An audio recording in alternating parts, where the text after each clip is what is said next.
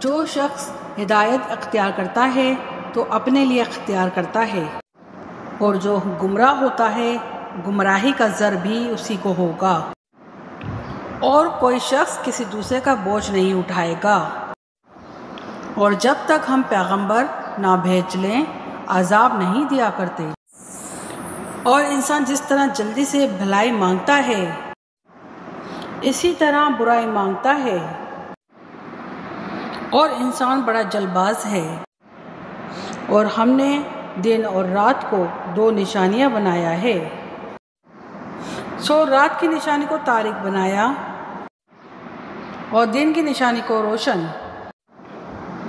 تاکہ تم اپنے پروردگار کا فضل یعنی روزی تلاش کرو اور برسوں کا شمار اور حساب جانو۔